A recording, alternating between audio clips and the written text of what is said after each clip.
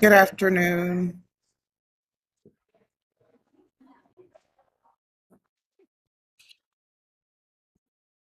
Hopefully you can hear me okay.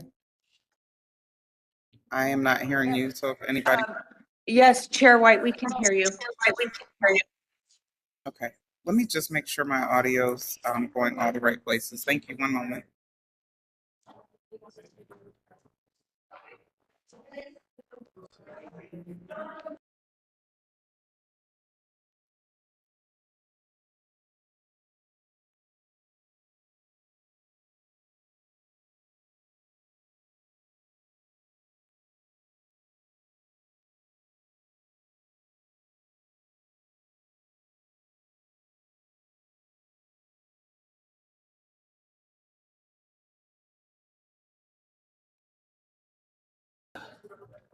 Okay, Pat?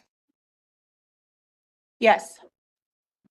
Okay, I can hear you wonderfully. I know that it's 12:01. Do we have a quorum on the line?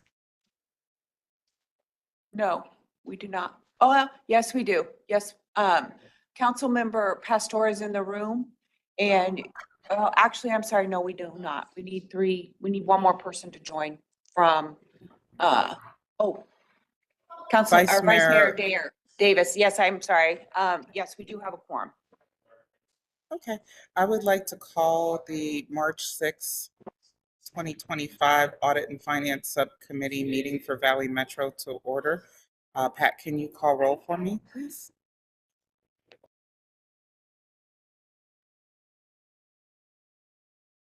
Yes. Good afternoon, members of the AFS. City of Avondale, Councilmember Max White. Present. Town of Fountain Hills, Councilmember Peggy McMahon. City of Phoenix, Councilmember Laura Pastor. Present. City of Tempe, Councilmember Jennifer Adams. And City of Tolleson, Vice Mayor Jimmy Davis. Present. Thank you, Chair. We are ready to proceed. Thank you very much. I appreciate everyone being here for our meeting. Item number 1 is public comment. The public will be provided with an opportunity at this time to address the committee on non-agenda items and all action agenda items. Up to 3 minutes will be provided per speaker unless the chair allows more. At my discretion, a total of 15 minutes for all speakers will be provided. Pat, do we have any speakers in the room with you for public comment? No, ma'am, not today. And have we received any public comment online? No. Okay, thank you so much. This closes our public comment period. We'll move to item number 2, Chief Financial Officer's update. Good afternoon, Mr. Kessler, our Chief Financial Officer. I'd like to turn it over for him to provide us an update. All righty. Thank you, Madam Chair, members of the subcommittee. Getting our slide here advanced. We're not. Give us a moment. There we go. Go.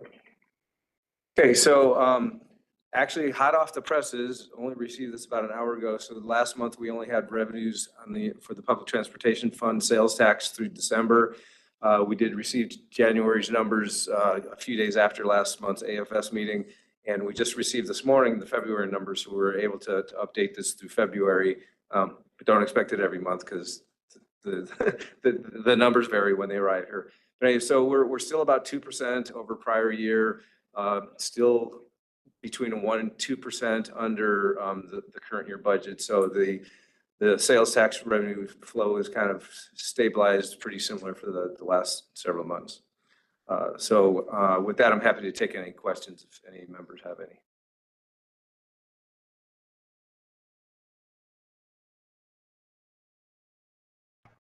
Thank you. You're right. It's awesome that we got this information. I'll open up the floor to any questions. I don't see any questions online or in the audience. Thank you so much, Mr. Kessler. I'd like to move to item number 3, our meeting minutes. The meeting minutes from February 6th Audit and Finance Subcommittee meeting have been presented for approval. Can we just take a couple of moments to review those minutes? I move item number 3, the minutes for February 6, 2025, as presented for approval. There's a motion on the floor from Councilmember Pastor. May we have a second? I'll second the motion. We have a second from Vice Mayor Jimmy Davis. All those in favor, aye? Aye. Aye. Aye. Any opposition, nay? The motion carries. Thank you very much. Moving to item number 4 on our agenda, fiscal year 24 Regional Public Transportation Authority Annual Comprehensive Financial Report and Single Audit Reporting Package. Our CFO, Ken Kessler, will introduce this item.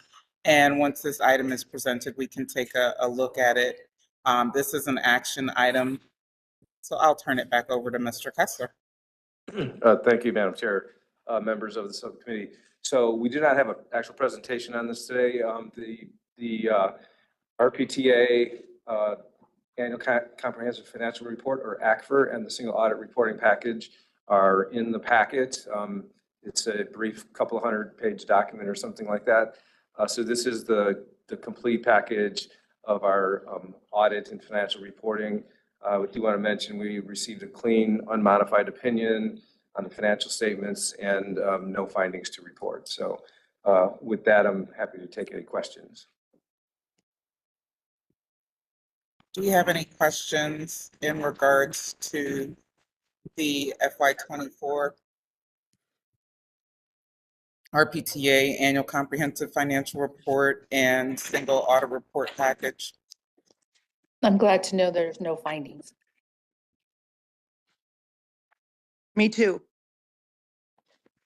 I'm going to move. I'm going to accept the staff recommendations. We have a motion on the floor to accept the staff recommendations. I'll second.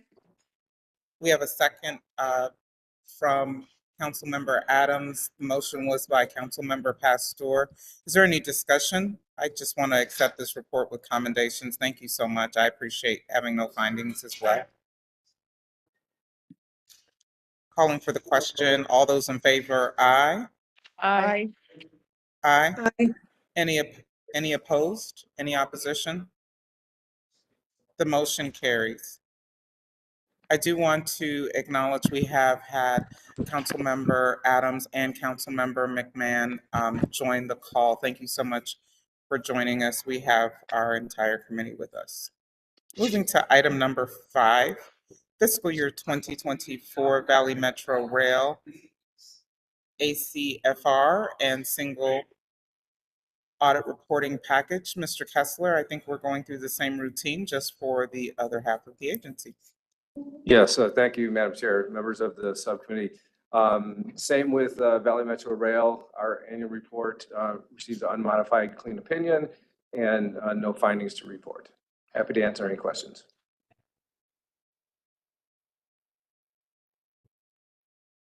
Hearing no questions, I'd like to open the floor for a motion to accept the report. I accept. I'm sorry, this, yep. I second it.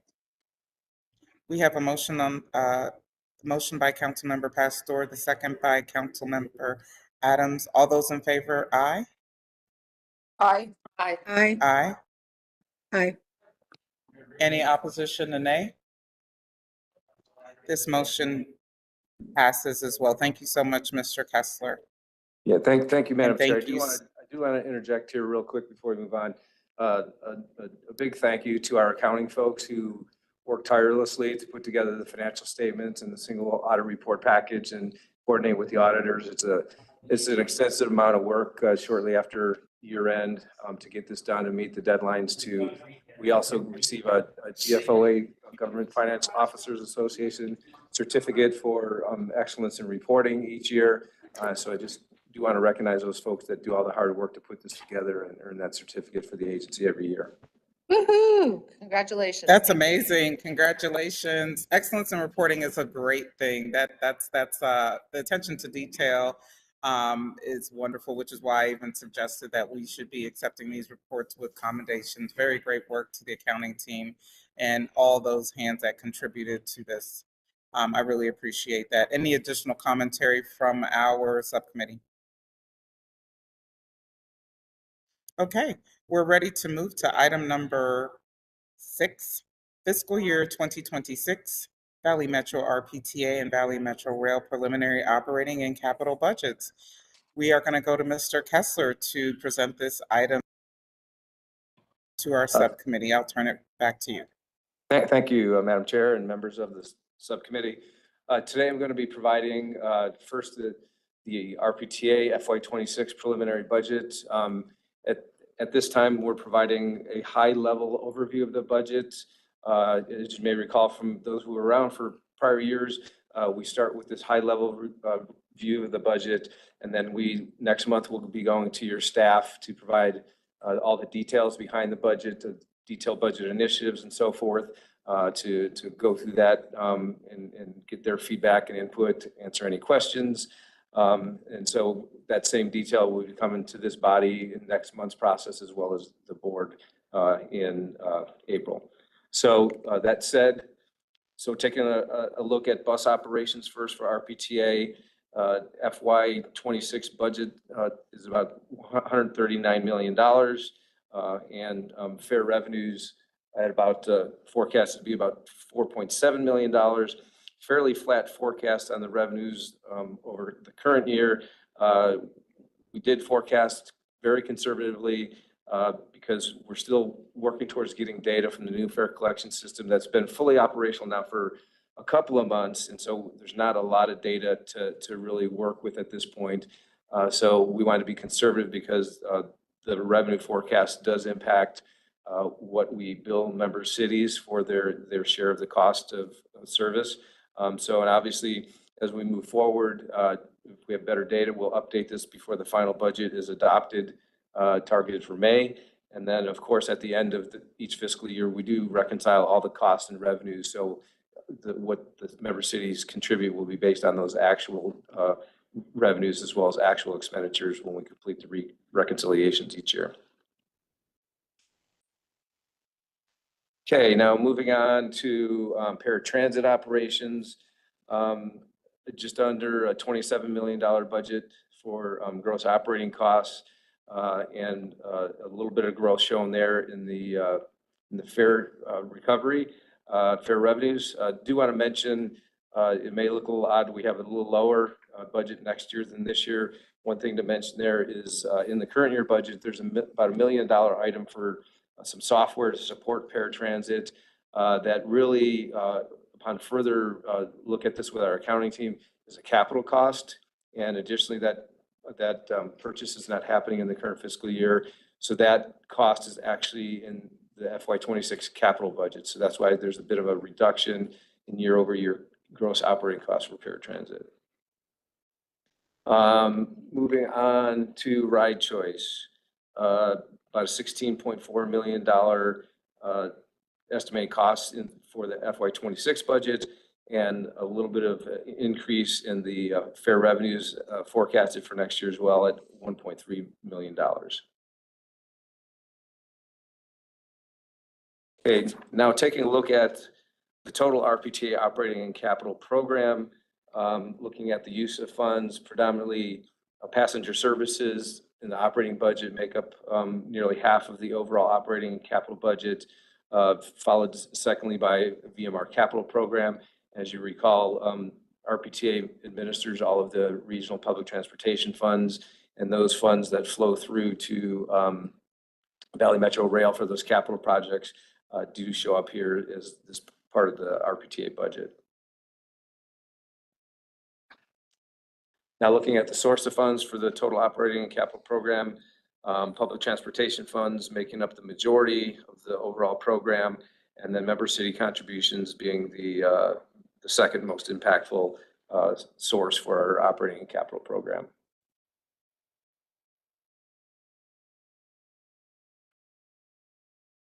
Now, looking at the operating budget specifically by program here, so fixed route operations, about $170 million in next year's budget. There's a decrease there. The large portion of the decrease is really City of Phoenix operated service that they have been funding with public transportation funds the last couple of years. With Prop 400 coming to a close here, they're pulling back on that as they were just basically using up a portion of their jurisdictional equity of the PTF for a couple of years there to kind of bring their sub-region in balance. And then demand response, overall program at about $63 million. And then regional services being the next category, about 25.9. But looking really at, as we fine tune these numbers as we go from month to month through this process, regional services next month will probably be about $500,000 less than what we've seen for this current version of the budget. And now on the sources for the operating budget, again, you can see here, as I mentioned in the overall program, public transportation funds, a big part of the operating budget for RPTA, followed by member city contributions.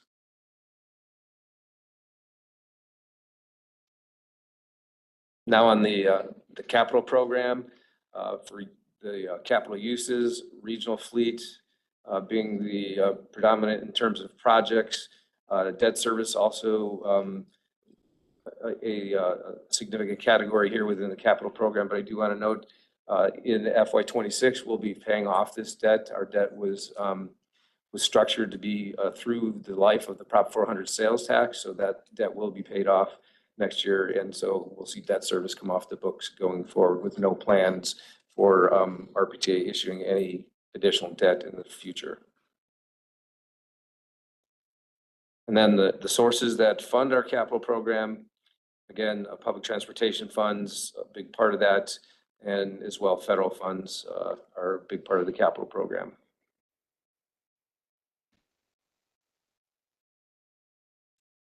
And lastly, we have our pass-through. We have Arizona Lottery disbursements. RPTA administers the Arizona Lottery funds that come to the region, about $11.2 million each year. And we distribute those to the members for various transit purposes. And then there's a number of VMR line items here in pass-through. As you recall, all employees of the agency are technically RPTA employees, although there are many employees that are dedicated to Valley Metro Rail work. And then as well, some employees who do partial work for each agency. And so this is just a pass-through of those costs to VMR, and as well the capital program passing through the public transportation funds to VMR for those capital programs.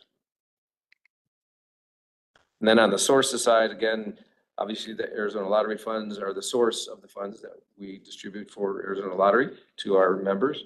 And then we have a little bit of regional area road fund. That's the other side of the regional transportation tax for highways and streets. There's about $500,000 a year set aside to come to transit for planning purposes on our side. And then there's the VMR personnel reimbursements, where VMR reimburses RPTA for those personnel costs that are incurred on behalf of the VMR agency. And then, of course, the capital funding allocation that goes to funding the capital projects directly. And then here, the last slide is just a recap of the various dates for the budget presentations. So you see we're here in not here in February. That was for your staff who we met with a couple weeks ago on this level of the budget. But we're in March, presenting the high level to AFS today. Yesterday, we presented the same information to TMC, RMC, and we'll also be going to the board later this month with this presentation. And then you can see the dates going down the line here, target a May adoption of the FY26 budget. And next month, as I mentioned, we'll really be getting to all those details actually later this month, starting with RTAG and Financial Working Group. And then those same details will be shared with the various with TMC, RMC, AFS, and board in April. So that concludes my presentation on the RPTA FY26 preliminary budget. Happy to take any questions. I'd like to open the floor for questions of our Madam, CFO, Mr. Kessler. Madam Chair? Yes. This is Councilmember Adams. Is it okay if I talk right now? Yes, go right ahead, Councilmember Adams. Okay, I'm just getting some feedback. That's why I was wondering. Okay, first of all, thank you for meeting with our staff to discuss financial impacts of the upcoming security contract. However, we're concerned about the very significant increase in streetcar security costs. The information presented to the management committees regarding rail security indicated a reduction in hourly security rates. We're hopeful this will yield minimum growth in light rail and streetcar security costs in Tempe. We'd like to work with you to ensure the proposed growth in cost does not exceed the growth of our local transit fund, which is not experiencing significant growth at this time. In fact, we're bracing for a slight reduction in revenue. Mr. Kessler, if you could address that, please. Thank you. Yes, Madam Chair, members of the subcommittee. I do want to let folks know the security cost split between rail and streetcars is being further looked at. As you mentioned, Councilmember Adams, we met with your staff, I believe it was last week, reached out for a little further clarification to your staff yesterday on some additional information that they would like to see to kind of help lay this out for them. Got that clarification. Our team is working to compile the information, and we're going to work to put that together and share that with Tempe staff, and then meet with them to kind of review that and go over it. I do want to mention that as we're refining budget numbers, as we typically do throughout this process, at this point, the streetcar security year-over-year increase currently is moved in the budget that's in today's presentation. It's $500,000 that's been moved down a bit to about $400,000. So that number has been brought down a bit, and we're going to go through those details with Tempe staff here in the coming days or week or so to review that and go through that with them.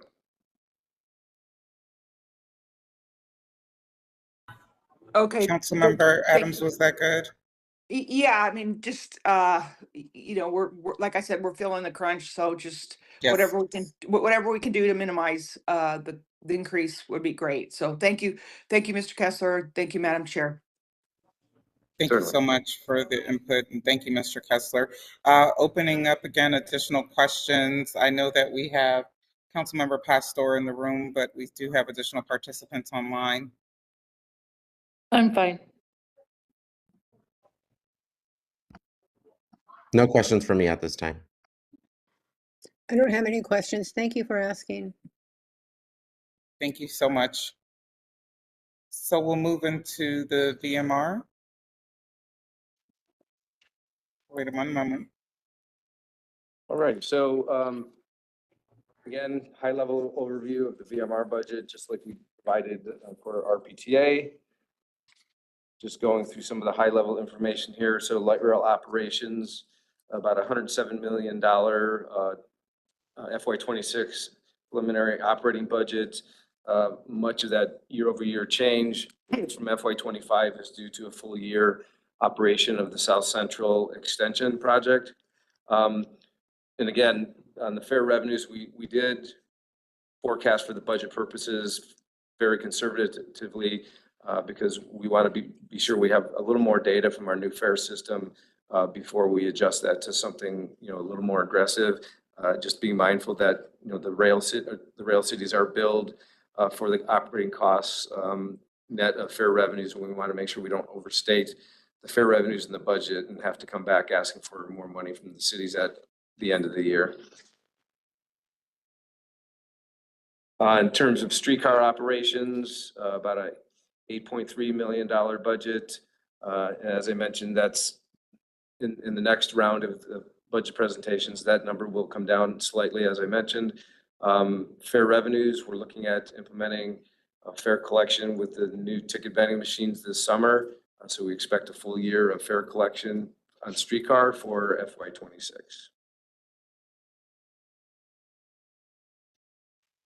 Now moving into the project development program. A number of projects here, about a $22 million budget for FY26.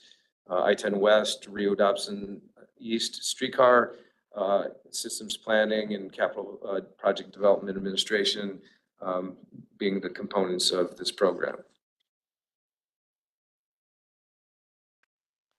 And taking a visual look at the total operating and capital program uses of funds, a pretty even split between passenger services and capital activities at nearly half of the overall total budget for both. Again, capital continues to be fairly large on the VMR side because we do have a growing, expanding system, putting a lot of efforts into to adding to the system, and that will continue into the coming years as we continue to add extensions to our rail program. And then on the source of funds, federal funds being a very large part of the overall operating and capital program, as well as the public transportation funds, and then member city contributions at 8%. The bulk of that being the funding the operations of VMR. So looking at it by program for VMR, so light rail, as I mentioned, $106.9 million budget. Again, most of that increase due to South Central coming on board for a full year of operations and a number of other smaller items that make up that change over year. And as I mentioned on streetcar, about a $0.9 million increase, but that should come down to about 0.8 as we refine those numbers. And then agency operating at $3.7 million for the year. Chairwoman, can I ask a question? Please, yes, absolutely. Mr. Kessler, can you take the question? Certainly. I'm looking at operating. And when we say light rail security and streetcar security, please define that with me because I think of security in two different ways. So the security we're speaking about is who's on the platform currently on light rail, I'm assuming streetcar, versus our member cities of police. Yes, that's correct. The police efforts by the local cities are not reflected in this budget. Those are in your respective cities' budgets. So this really what the security line items here for both light rail and streetcar are comprised of is largely the contract for the fare inspection and security services, and as well as Adrian's team, the safety and security team that manage all of that security, beyond the fare inspection contract. And their share here is specifically related to light or to rail and streetcar. So you're talking about the agency operating, is that's their team? No, agency operating down at the bottom, that's general kind of administrative efforts of the agency, if you will, like the executive office and things like that. So if I may, Mr. Kessler, Madam Chair, if we could have streamlined this and think about all of the teams that are included in this line item, it is the tiny but mighty, as I like to call it, agency security team that is Adrian Ruiz and her staff, which include Don Schneidmiller, our manager of security, Anthony Heller, our supervisor of security. On the bus side, we have Dave Munley, our manager of bus security. And then we have our current fare inspection and security contract in the coming year. Of course, this is going to be a new contract. So that is from the ground up, all of our fare inspectors and security guards who are present across the system It is also our security presence at our rail operations and maintenance center. And then it is the supervisory structure for that contract. Have I missed anything, Mr. Kessler? Yeah, no, I think that covers it, yeah. I know I'm going totally off, Chair. I'm going to ask a question, please. Go ahead. Yes, please proceed. So I'm trying to process so where the maintenance center is and where all our security and camera, I don't know what we call that area. Is that included in here or is that in another piece? This is included here. That's called our dispatch control center, which happens to be located within the control center at the operations and maintenance center. Today, that is staffed by contract personnel, and that is included in this figure. And where would it fall under? The agency operating? No, light rail security and streetcar security. Oh, so you do separate it out, meaning the dispatch.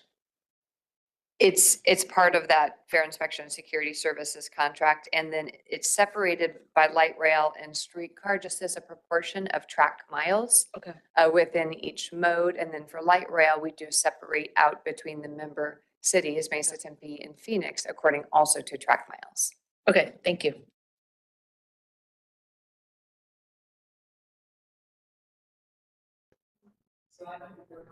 Thank you so much. Any other questions on this slide up to this point? Yeah. Mr. Kessler, if you can proceed for us, thank you. Okay, thank you. Okay, so now moving on to the sources that fund our operating budget.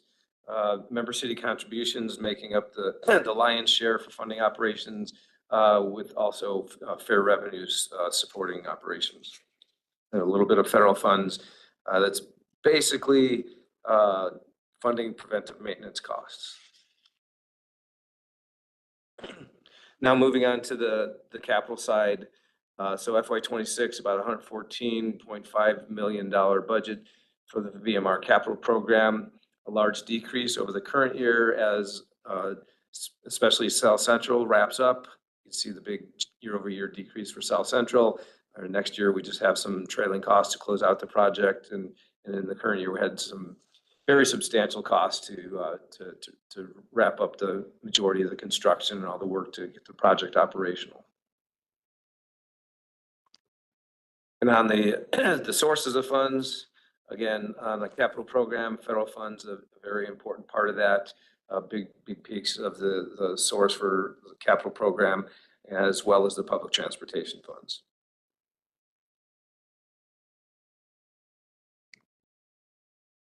And again, this is the same chart from our RPTA showing the timeline of all the budget presentations to the various bodies. So that concludes my presentation. Happy to take any additional questions. Chairwoman? Thank you so much, Mr. Kessler. I don't, yes, go ahead with any additional questions. My question is that we have some federal funds. The federal funds that we currently have are secured right now. What I mean is they've been allocated, they're here. Or, I can take that, Mr. Kessler. sure. So for the purposes of the operating budget, which is what and then I'll address capital budget separately if I may. The figures that are shown here for operating budget is typically federal formula funding, which is a function of our regional population of our service area, and the miles and hours of service that we deliver. And those are indeed allocated. We also have that preventative vehicle maintenance that Ken mentioned, that is part of the bus and rail systems, and those also have been allocated. Now, capital funding is a little bit separate. We do have a number of capital formula funding programs. Those have been allocated. The funds for the projects shown here on the use of funds table, South Central Extension Downtown Hub, which is of course in progress. Those funds have been allocated and we have been able to continue actively drawing down those resources. Same is true of Northwest Extension, Tempe Streetcar, Gilbert Road Extension, in state of good repair. This is another a formula fund on the federal side of things, as well as system-wide improvements. Now, I do want to draw a line in contrast for a capital extension and then future project development. We're continuing on current phases of projects which are funded. What is not funded and is not shown in this budget either, by the way, is capital funding for final design and construction of the capital extension, as we have not yet submitted a capital investment grant for that project. So our current larger grants for capital projects are active, I'll say, and we're able to draw down. Future projects is where there's a little bit of an uncertainty, but again, we have not yet submitted those applications. Okay, the reason why I'm asking, because we may have to prepare that some projects may be placed on hold. It is always a possibility. Yeah, the federal funding process, the capital investment grant process, which happens to be the largest discretionary program as part of the U.S. Department of Transportation, it is a very competitive it's a very competitive process. We have enjoyed tremendous success here at Valley Metro over the years and across several different presidential administrations. So we are hopeful. We are continuing our due diligence and moving forward post haste in the development of those programs. But once we submit the application, it really does come down to available funding, competition, the merits of our particular project, and then the federal support that we have in both Congress as well as the White House for our projects. That's what I was going to ask for clarity. Going to ask for clarity on that piece. Does it come out of the Department of Transportation or is it allocated through Congress? The capital investment grant program, and I'm looking for a lifeline with Alexis, is appropriated through Congress, I believe. It is an important program. It's a popular program. And as I mentioned, it is Department of Transportation's largest discretionary program. Alexis, would you like to add? Sure. Chair, members of AFS, I do want to just clarify, the federal formula funds are appropriated by Congress, as well as the grant programs are also appropriated by Congress. But what happens with the discretionary funds, it's a competitive program in which then the Department of Transportation calls for projects through their notice of funding availability, and that's the competitive portion of which the DOT has a little bit more authority to award or not award, but ultimately what is in budget that is passed by Congress is a large, if not all of our federal formula funds, including what gets appropriated for CIG, for example.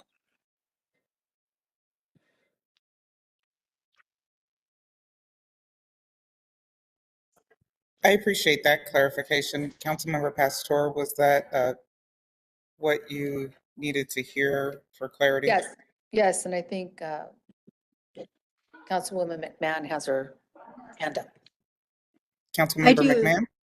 Thank you for recognizing me. I appreciate it. And this may not be the right forum for this, but as a council member, et cetera, there was a discussion about DEI, and our council is voting against grants that may have that in it, et cetera. So when we talk about federal grants, I'm concerned how Valley Metro may handle that if there's any opposition to accepting federal grants, because it seems to be, well, not seems to be, it is a really hot topic. And I'm wondering how you guys are going to handle that.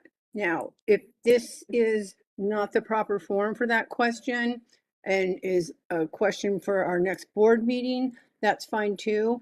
But I want to bring it up because last, Tuesday night we had a council meeting and it was a really hot topic. And they've been denying grants based on their perception that there's DEI issues in grants. So could you either say one thing or just want to wait till the board meeting? Councilmember McMahon, I really appreciate that inquiry. I think during our last board meeting, I had shared a couple of the executive orders and asked that the CEO, Mefford Miller, take a look at this and follow Okay. up with us. I know that she sent us an email in preparation for the National League of Cities, but I think that right now the agency is going back and taking a look at everything in preparation. I would like to give it back to Ms. Mefford Miller to just give us an update on where we are, if that's appropriate in this moment. Thank you, Madam Chair, Councilmember McMahon. Thank you. When we submit grant applications, whether that's to Department of Transportation or to another entity, We are responding to a notice of funding availability, or NOFA. And the NOFAs for those particular grant programs lay out requirements of the program.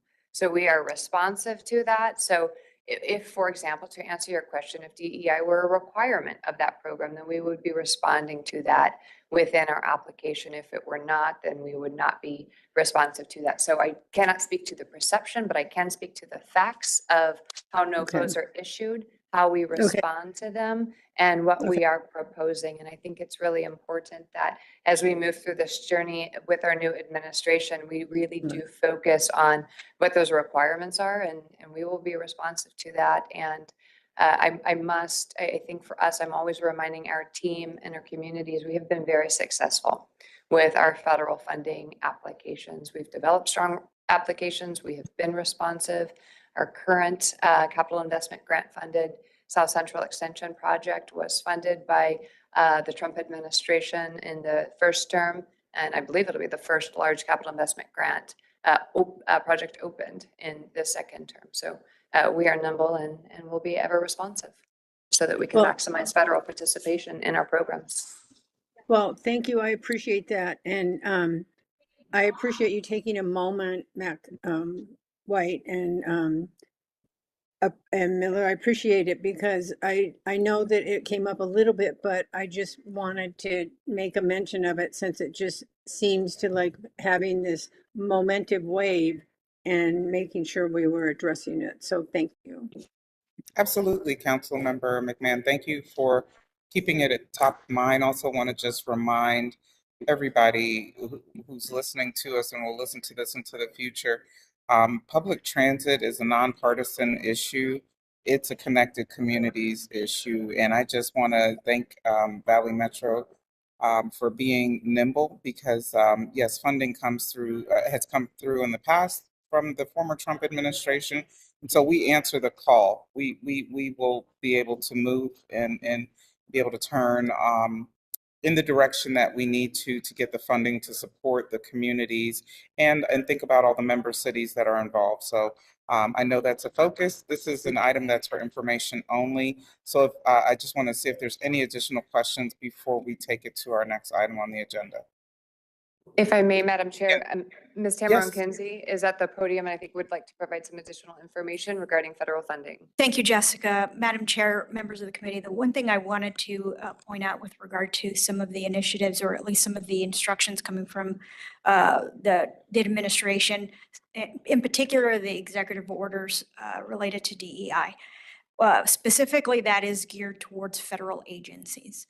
So there have been other orders, such as the one that we're seeing play out, particularly with our community college district here in Maricopa County, where it's very specific for educational institutions receiving federal funds. You've seen probably in the last couple of days, articles come out from the Arizona Republic and others kind of breaking down what is happening at the community college level, simply because there was an executive order specifically calling out educational institutions with regard to some of the DEI practices and or initiatives they had going on. There has not been that level of direction provided to the Department of Transportation that we are aware of currently, but we keep an eye out for those executive orders and how they may implicate or affect transit agencies across the country, obviously Valley Metro being one. But I wanted to point that out in terms of a lot of the EOs and the lawsuits that have created confusion of who it's affecting, how it's affecting them, et cetera. So we're keeping a close eye on that, and as more information, we learn more information, I'm sure Jessica will provide that to members of the board, but I just wanted to provide that little bit of a clarity simply because we're seeing a lot of that in the news play out this week, specifically with our community college districts and some of our educational institutions, such as the University of Arizona. Happy to answer any other questions you may have. Thank you. Excellent information. Thank you for being timely and looking across other industries to kind of get some indicators of what we need to be on our toes for. Thank you so much. Hearing no additional questions online or in the room, this again, item number 6 was for information only. We're moving to item number 7, internal audit update. Our Chief Auditor, Sabrina Beckstrom, will introduce this item for us. I believe we're going to be hearing from Larry Condrat, Audit Manager, providing an update. Sabrina, Ms. Beckstrom? Thank you, Madam Chair, members of the committee. As Larry Condrat has come to the podium, he's going to give our update this month for us. All right, thank you, Madam Chair and members of the subcommittee. I'm going to present the March internal audit update. All right, we currently have 6 internal audits in progress right now. And additionally, we have 27 internal safety and security audits that we're required to complete every 3 years from ADOT. And we recently started preliminary work and the first of 9 scheduled for this year. And additionally, we are coordinating the responses to several City of Phoenix compliance reviews and the fiscal year 25 FTA triennial review, which kicked off in mid-January. And so far, we've reviewed and submitted well over 200 documents for the initial request.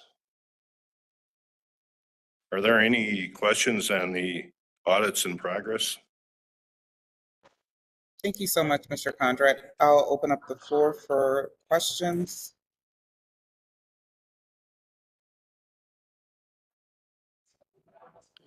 Hearing no questions, we will receive this reporting for information only. Thank you so much to our audit team. You're welcome. And Madam Chair, I also want to report out on the audit recommendations, the outstanding ones. There are currently 11 outstanding recommendations that are in progress. And I'm satisfied to report that 3 recommendations have been implemented and closed since our last meeting. The first 2 have to do with compliance with drug and alcohol program requirements for both paratransit and bus. And then the last recommendation that was closed has to do with conflict of interest disclosure requirements. And so and 2 of the recommendations that are in progress are related to IT. And that's why they weren't listed in the summary that was included in the packet, because of the sensitivity of the recommendations. So that concludes my presentation. Are there any questions at all?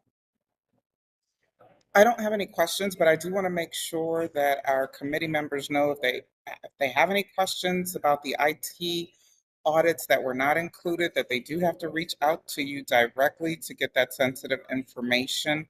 Otherwise, I would like to open up the floor for any questions.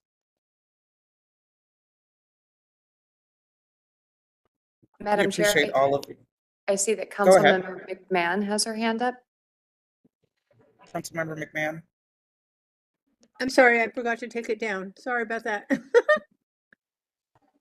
No worry. Any additional questions? Hearing no questions. This is for information only. Thank you so much, Chief Auditor Beckstrom and Mr. Condrat. We appreciate this. Moving on to item number 8, intergovernmental agreements, contract change orders, amendments, and awards.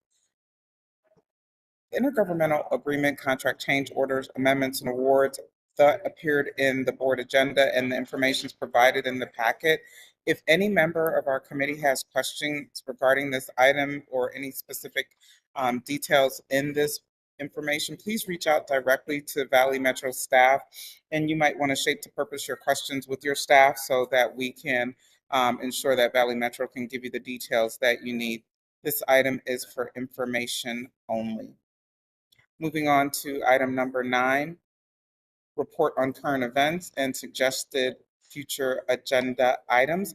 I do want to open up the floor to our committee members to share any current events and make any recommendation for items you'd like to hear on future Audit and Finance Subcommittee meeting agendas. I'm looking forward to March 8th of South Central Light Rail. Hoping to see people there 10 o'clock on Central and Baseline. Thank you. We are excited as well. This is such a busy weekend. I will be heading out of town to attend National League of Cities, and I will be starting my commitment to that conference on Saturday, so I will miss it. But I will be there in spirit with you, Councilmember Pastor, and we're just so grateful to see South Central continue to develop and open up. So I know everybody's going to have a great time. Any additional current events folks want to share? Madam Chair, if I may announce a couple of upcoming events. Yes, please. Thank you. Thank you, Madam Chair, members of the committee. In addition to the celebration of our first rail cars running down to Central Baseline on Saturday evening, the Northwest Extension Phase 2 Light Rail Project is being considered for an award at Arizona Forward's annual awards event. We look forward to that. And then I also want to remind this committee that the board will have a retreat on Thursday, March the 20th. We will be meeting here at Valley Metro's 101 building, and that will be an extended time period to include both the board meeting for March, and we have tried to keep the agenda as light as possible, as well as the retreat itself. And that will be from 10:15 a.m. until 2 p.m. To the extent you are available, we strongly encourage in-person attendance, and member city staff, as always, are welcome to attend.